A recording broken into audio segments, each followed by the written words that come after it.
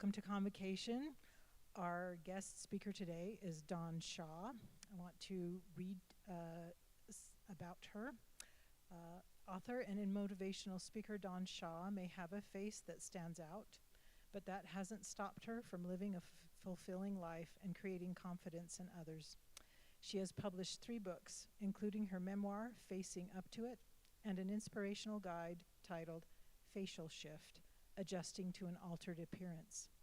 In 2015 and 16, she hosted an online series called Friending the Mirror, which addressed appearance-related issues and insecurities with the hope of educating people about differences.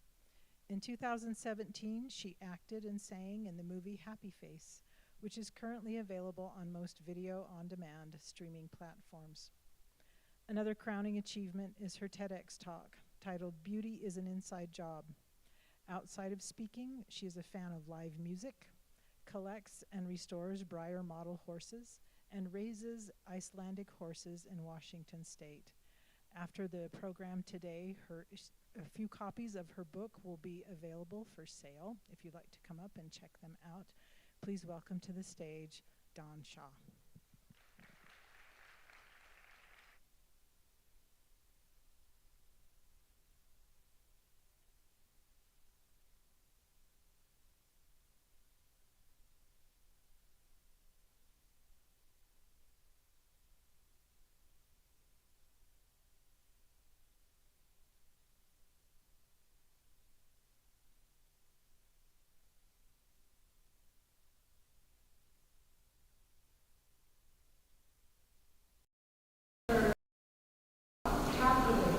Suggests that what we typically notice first about people are hands. What is that person carrying, and is that person present? Well, I'm going to suggest that when Jesus meets for the first time, it's not my eyes, my hair, or even my hands. It's this, my face. And you know what? I get it. It is human nature to focus on faces. And it was more, it's human nature to be curious. Without eyes that what happened to your face? And you know what? I am going to tell you what you're not doing. What I will say is that I have worked this way pretty much all my life. And all I ever wanted when I was growing up was to look like everyone else.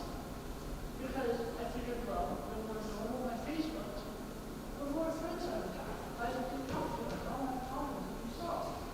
This is right from my opinion.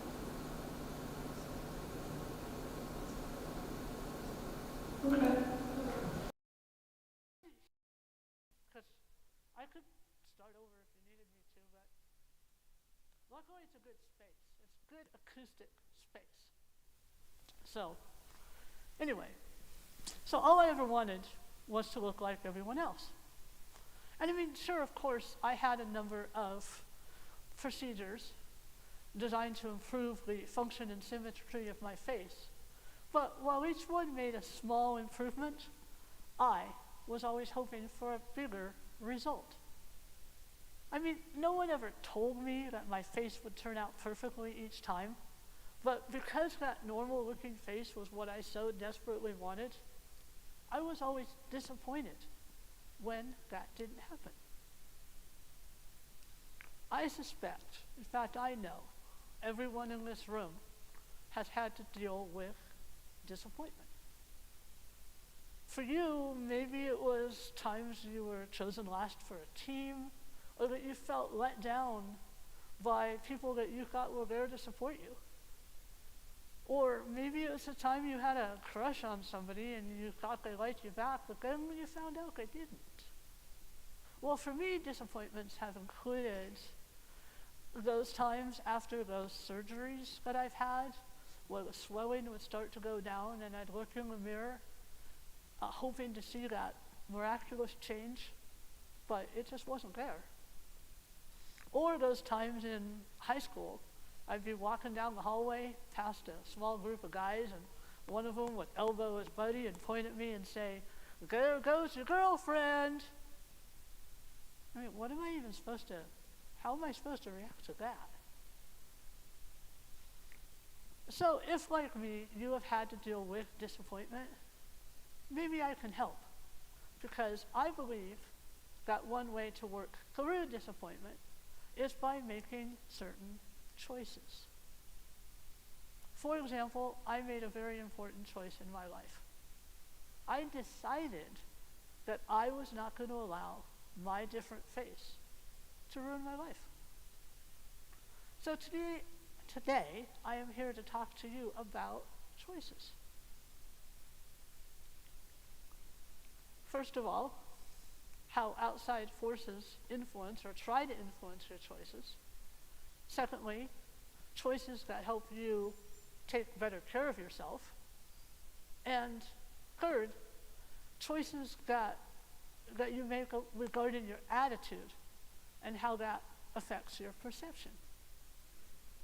And then, at the end, I'm going to tie everything together by talking about my experience with the movie Happy Face.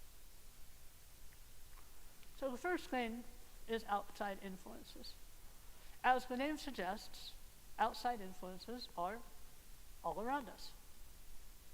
Now, there are some things that we have some control over, but there are a lot of outside influences over which we have no control. I promise to tell you why my face looks the way it does. And believe me, it was an outside influence over which I had no control, because I certainly did not choose to have a face like this. I was born with a large protrusion sticking out of the left side of my cheek and neck. My dad tells me that it was about the size of his fist. Now, my dad, at the time I was born, was about 6'4" tall, and he was a pretty burly guy. So imagine something the size of a large man's fist compared to the head of a newborn infant. This thing was not only big, but it was still growing, and it was threatening to cut off my ability to breathe. So what they had to do first was perform a life-saving procedure by giving me what's called a tracheotomy, which means they put a hole in my throat, put a tube in there to bypass this mass on my face so that I could breathe. Now, it was only after that they bought me some time so they could take a look at this thing to figure out what it was and how to remove it. Okay, who here has carved a Halloween pumpkin? Okay, most of you. If you haven't, you probably have some idea how it's done. You cut around the stem, you pull the stem off, you stick a big spoon in there, you pull out all the seeds and the pulp, and then you have the pumpkin, which is still intact until you carve it. Well, that's kind of what the surgeons did with this mass on the side of my face. They reached in there, they scooped out all the insides, and at first, they left my face, the outer shell, intact. They performed a biopsy on the material that they removed, and what they discovered is that I had a rare form of tumor called a teratoma. Now, a teratoma is made up of organ tissue from other parts of the body that have conglomerated into one spot, some place it doesn't belong.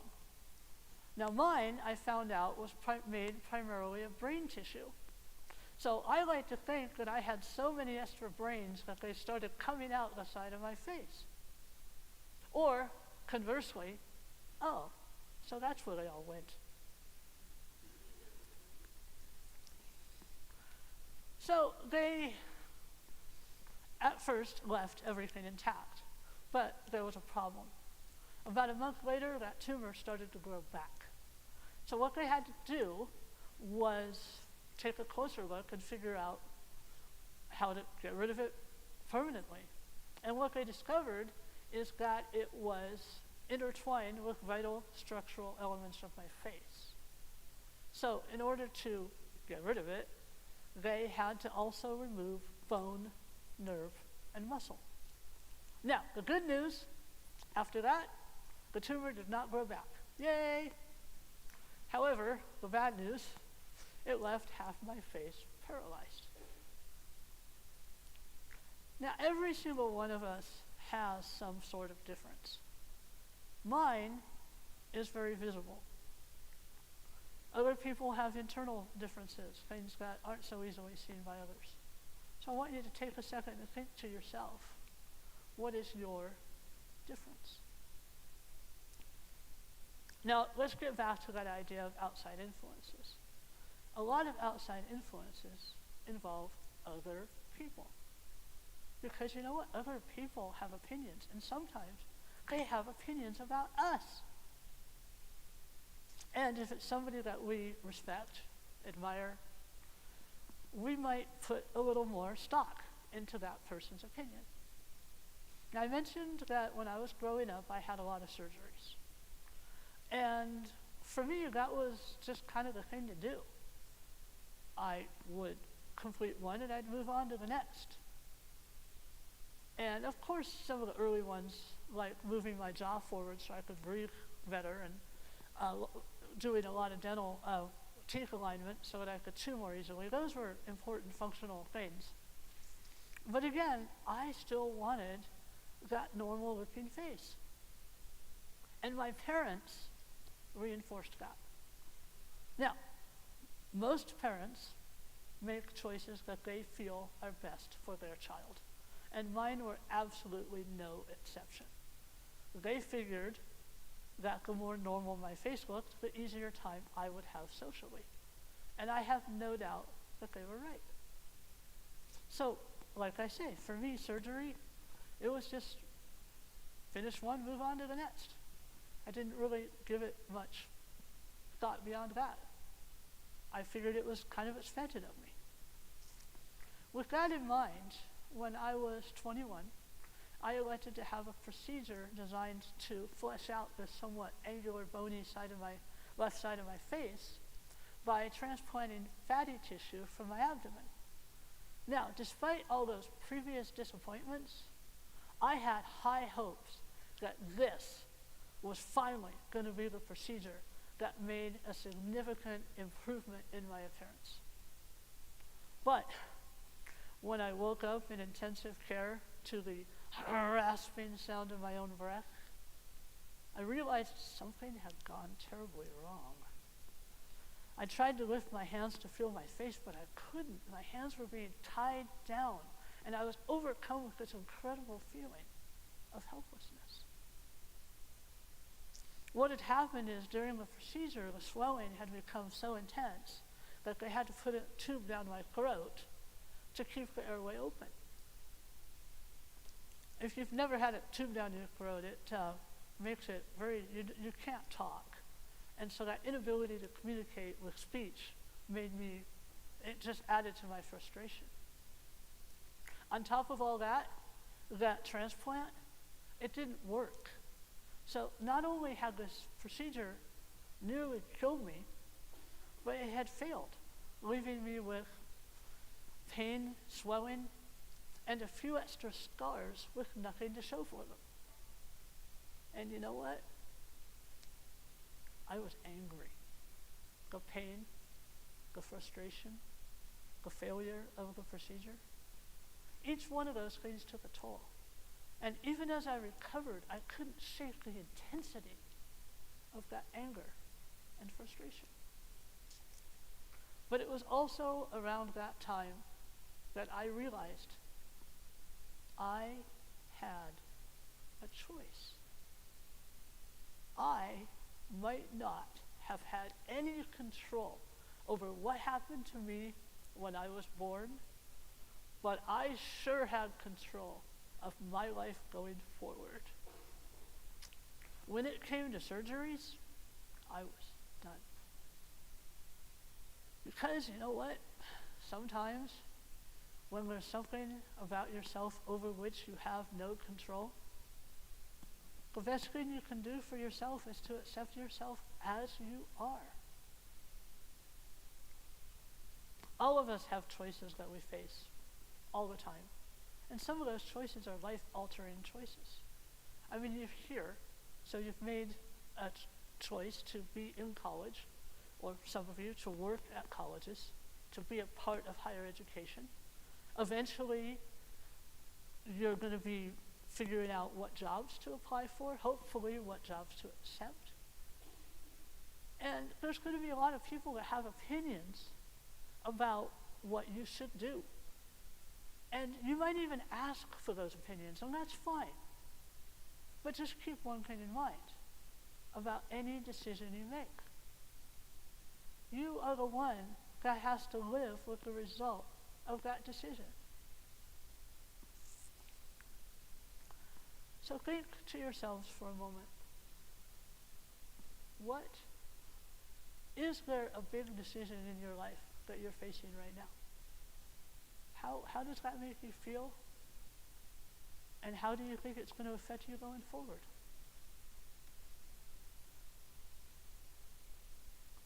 So I'm going to get a drink of water, and then we'll go on.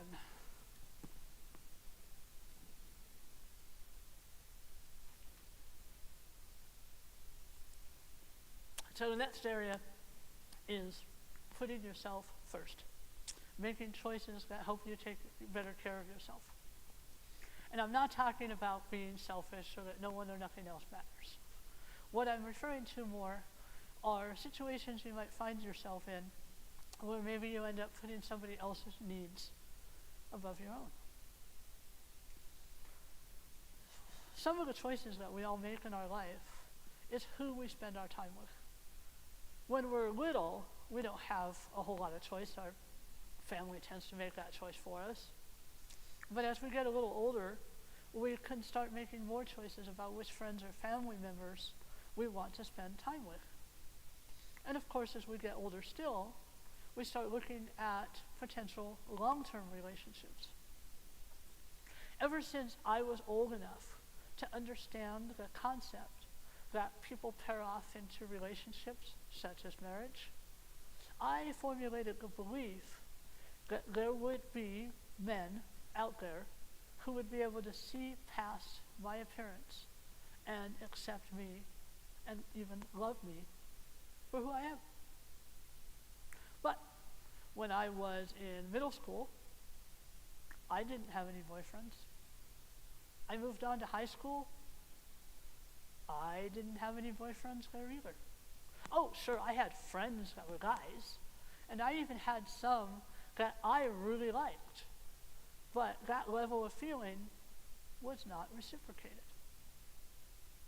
So college, move on to college, and I'm thinking, all right, maybe we're starting to mature, and we might start looking past things like physical appearance and be able to put more value into all the qualities of a person. But I didn't have any boyfriends in college either. So even though I never lost sight of that belief that there were men out there, I maybe got a little impatient. I met Max after I'd graduated from college, and I was volunteering in community theater. We were working on a production of the musical Carousel. I was learning how to hang and run lights, and Max was playing the part of the villain. Now, Max kind of looked the part of the villain with his dark hair and dark mustache and kind of shifty eyes. He was about my height and maybe 10 years older, which would have put him in his early 30s. Now, I honestly do not know what it was about him that I found interesting, because frankly, he didn't really show a lot of interest in me. So I thought, well, maybe he just needs to get to know me better. So I pushed. I also found out that Max had a little problem with drug addiction. I know what you're thinking now. Why would I even want to pursue a relationship with a guy that I knew had a drug addiction problem?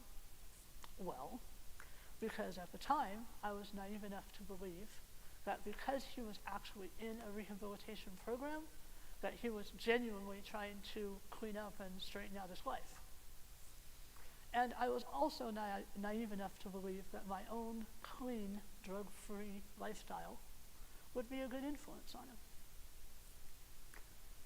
Well, I spent some time with Max during the run of Carousel, mostly at my doing.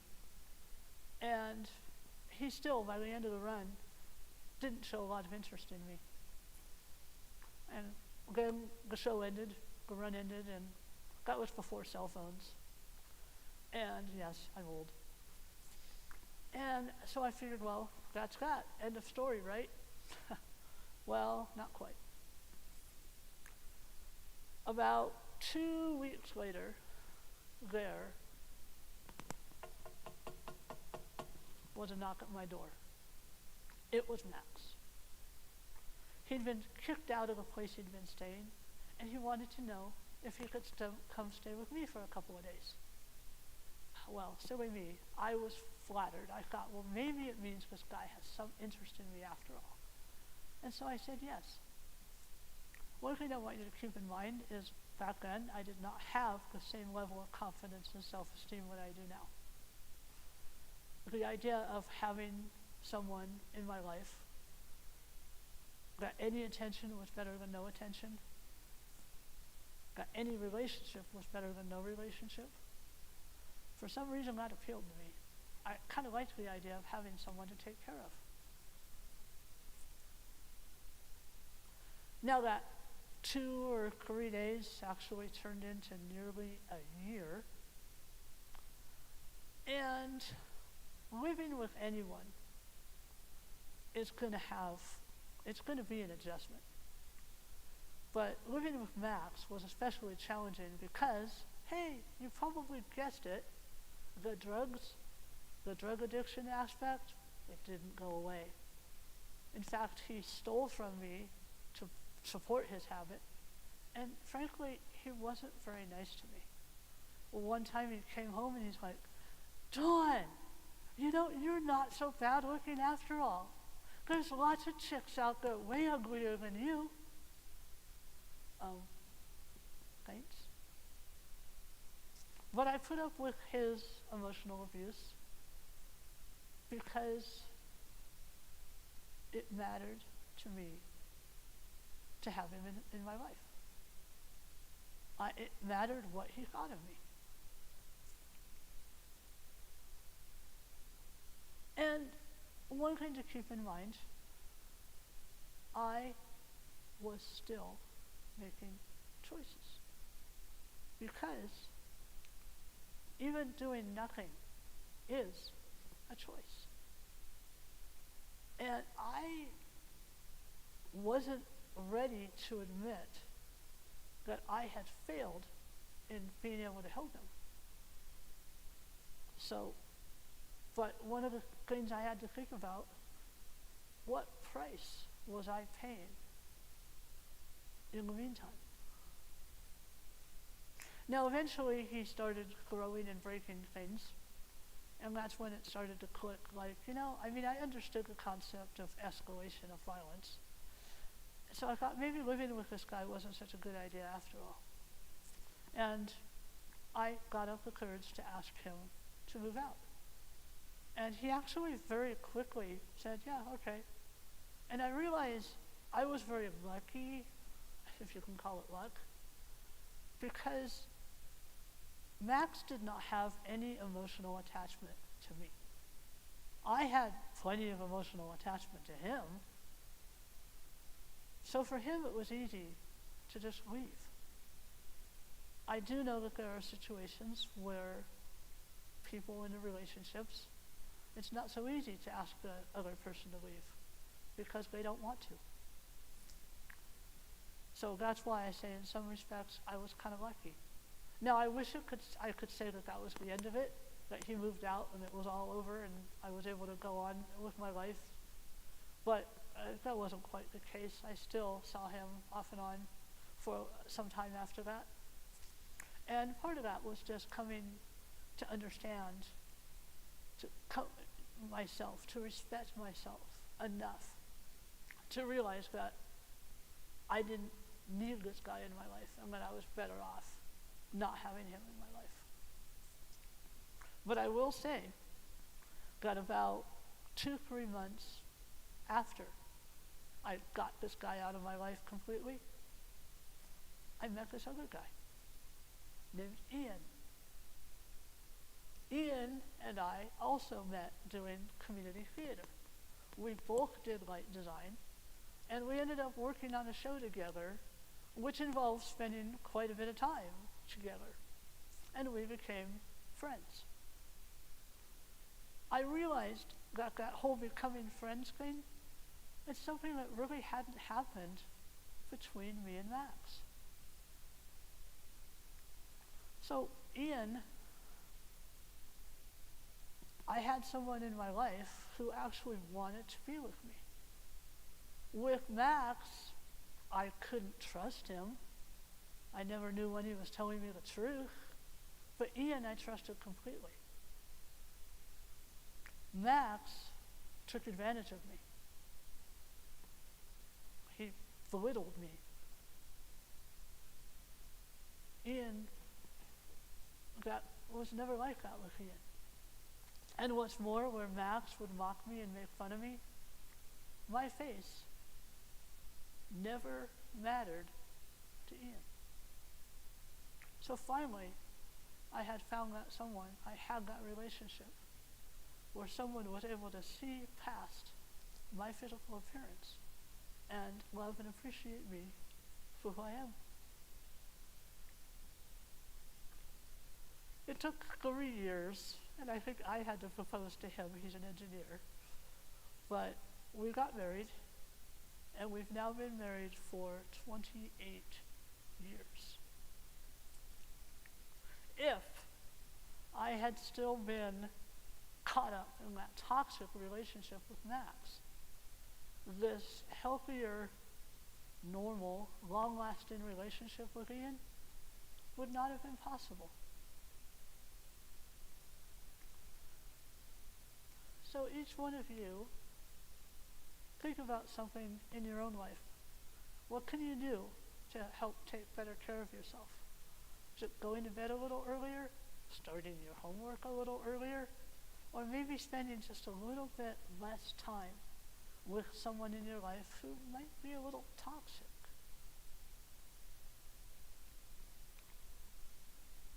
So the third area of choice that I want to address is about how we make choices that affect our attitude and perception.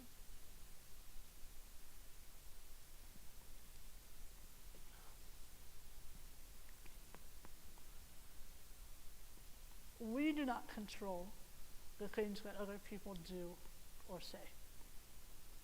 What we control is how we respond. How many of you here are on some type of social media? I expect to see a lot of hands. Okay, my drug of choice is Facebook. About 7 or so years ago, Ian and I took a cruise, and we met one of my Facebook friends for the first time. And someone took a photo of the two of us together, and after the cruise, she posted it on her Facebook page and tagged me in the photo. One of her friends made this comment.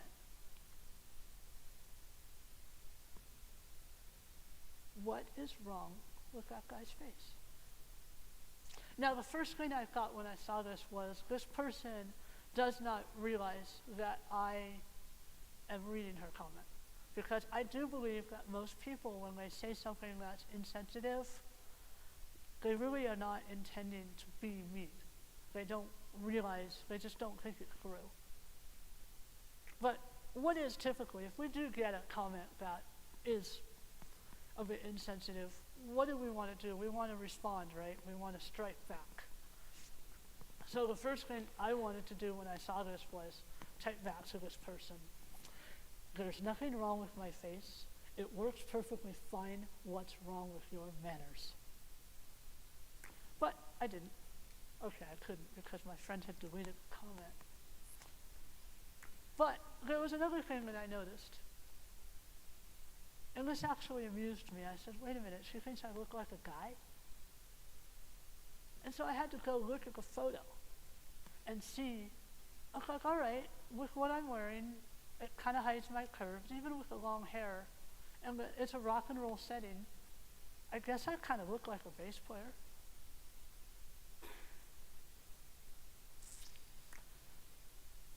But here's a situation where I had a choice. I could have been all angry, hurt, and upset by this person making a comment about my appearance. And I'd be lying if I said I wasn't, because I was. There was a period where, less than a day, that I was hurt and bothered by this. Actually, it was less than that. But the point being, I had to take that step back and say, you know what? I do have a noticeable appearance. And even if people don't say or write things, they're going to think things. And that's just part of my reality. So instead of focusing on hurt and anger, I decided instead to focus on the humor of this person thinking that I looked like a guy. Now I'm going to also share another story about a friend and mentor. It's kind of related. A friend and mentor named David Roach. Now, like me, David he is an author and a motivational speaker, and also like me, he has a facial difference. Here is, actually that's the day that I met Dave. He's in his late 70s now. Anyway, he used to live and work in San Francisco. One day when Dave was walking to work, he noticed that he was being approached by a tall, handsome, incredibly well-dressed man. That man focused on Dave, walked straight up to him, looked him in the eye and said, "You are the ugliest thing I have ever seen," and proceeded to spit in Dave's face. And then he brushed past him and disappeared into the crowd. Well, Dave, understandably, was a bit taken aback, and it took him a moment to compose himself and to pull out a handkerchief and wipe the spit from his face. And then he turned to where the man had disappeared and he said, "You are ugly in your heart." During that day at work, understandably, Dave was a bit upset, but thankfully, that evening he had an opportunity to talk with a friend of his who had spent some time working with people experiencing homelessness in the inner city, many of whom had issues with mental illness. And he said to Dave, "Dave, if you could look inside that man, you would see a lot of pain. His action towards you was more about his own sense of worthlessness and ugliness." "But," said Dave, "he wasn't ugly at all. He was incredibly handsome." But see, that's just it. It's not about our outward appearance. It's about how we feel about ourselves. With his friend's help, Dave was able to shift his perspective and come to understand that what this person said to him, that confrontation, wasn't really about Dave. It was a reflection of that own man's pain and insecurity. Now, we too can also learn how to do that, how to understand that anything mean that is said to us is not necessarily about us.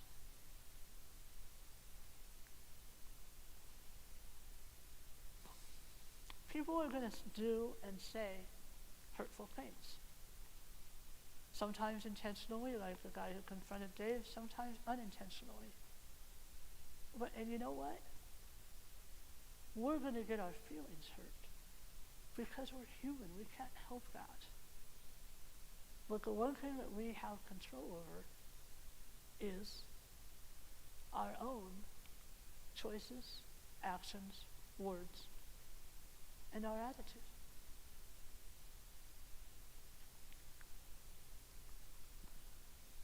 So I'm going to start wrapping things up by talking about the movie Happy Face that I was involved in. Now, Happy Face is about a young man. He's 19, and his mother is in the later stages of terminal cancer. And that has caused her to go through a lot of physical changes.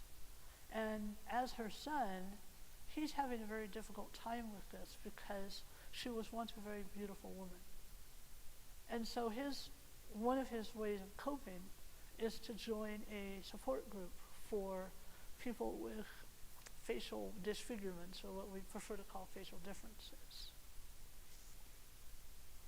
When I first heard about this project, I was really excited because I found out that the director wanted to cast people who actually had facial differences rather than using actors with prosthetics and makeup. But then I stepped back a little bit and I said, wait a minute, how are these characters going to be handled? I mean, what people with facial differences were usually villains or comic relief. So I did a little digging. I was able to read the script.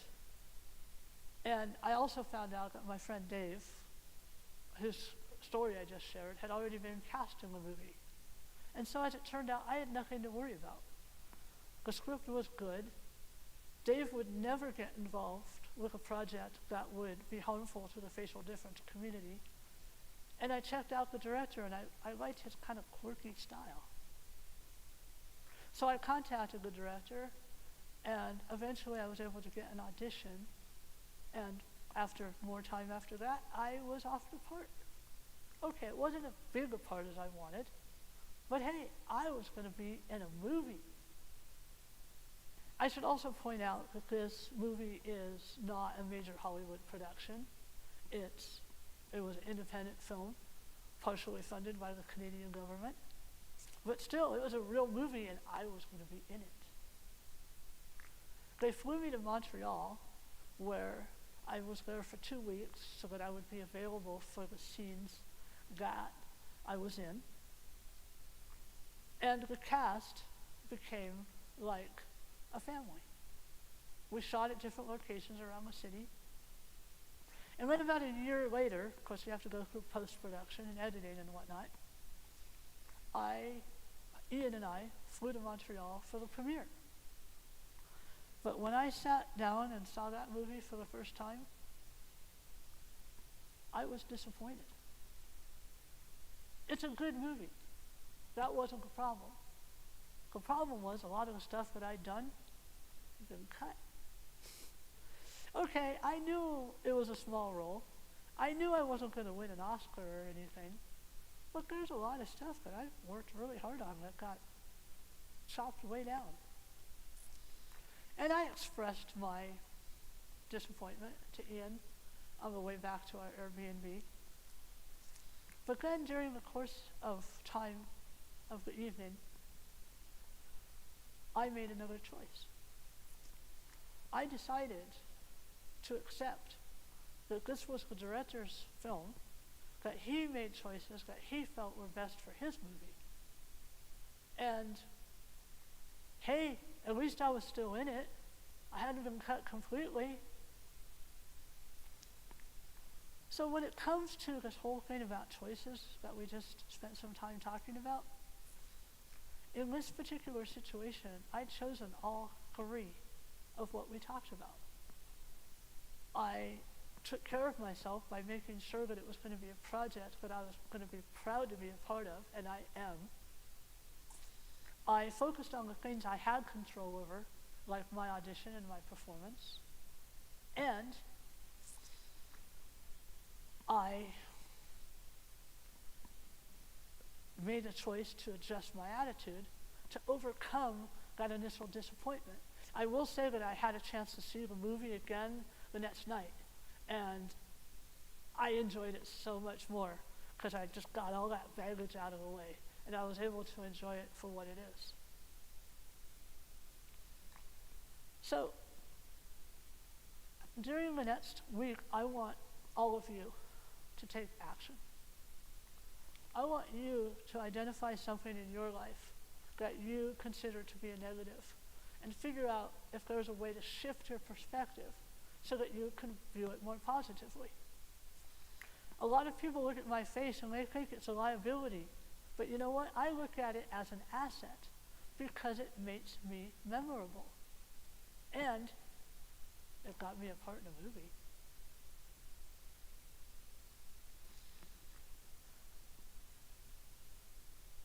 I want to end with a final thought. If someone came up to me today and said, Don, I could totally fix your face. I could make it look like nothing had ever happened. You know what? I wouldn't do it.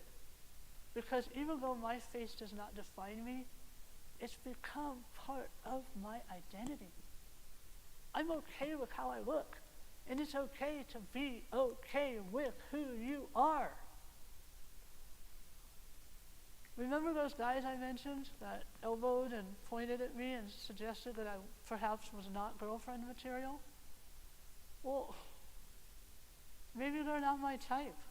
Why would I want to hang out with them?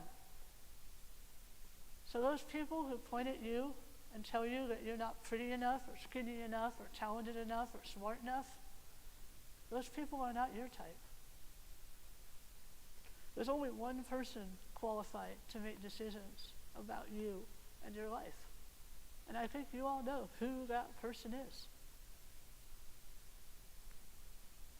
Do not give anyone else that kind of power.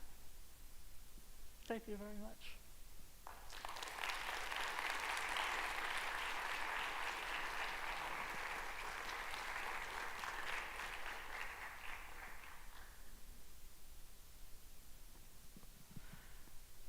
We have some time for questions. Yeah, if anyone has any questions, I'm also going to be hanging out a little bit after, but if anybody has any questions, I'm happy to answer. Show you. Here's another slide about my horses. There you go. Oh, yeah. Do we need to do the exercise? Everybody's like, what?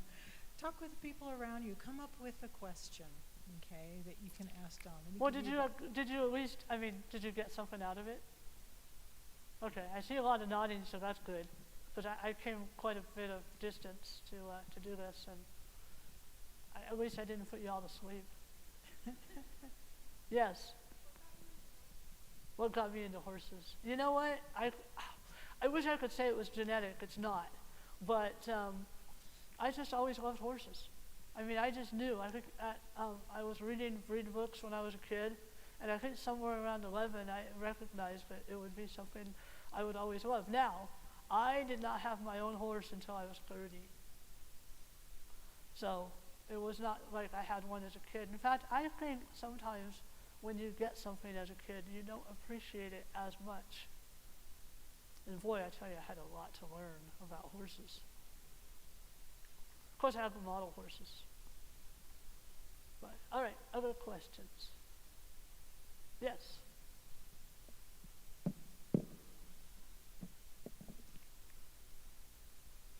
Animals have personality. Could you repeat that, please? Do you think animals have personalities? Oh, absolutely. Do you have animals? Oh, okay.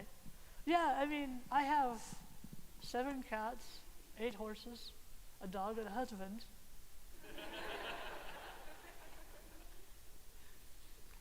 But I can definitely say that, like my husband will often say about cats.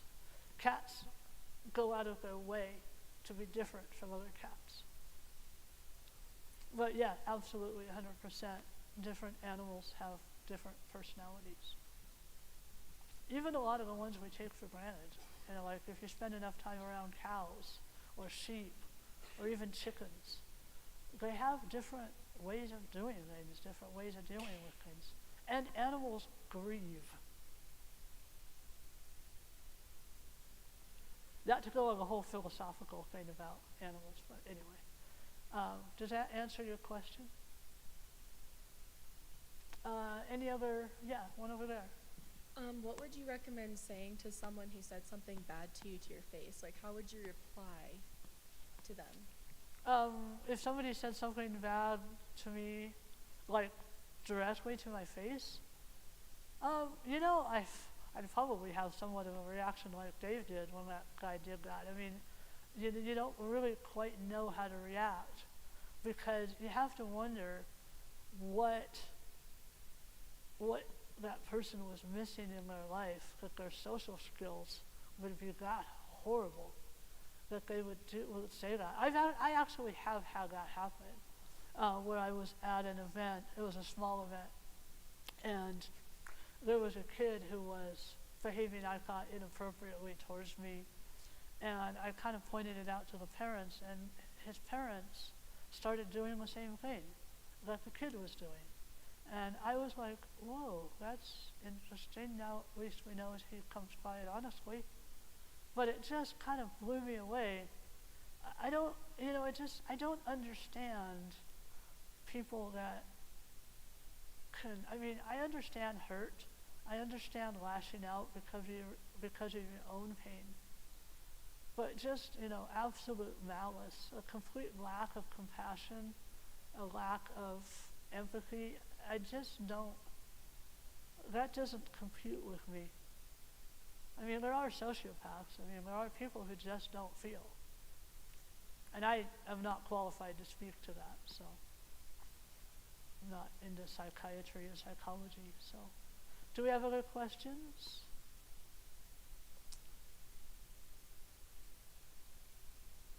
I don't know if I answered that adequately. And sometimes it just depends on the day. I mean, it's like, I consider myself to be well-adjusted, but even my friend Dave, he admits, and he's like almost 80, he says, you still have days where you just look in the mirror and it's like, oh, wow. And there's always looking back at your life and how would it have been.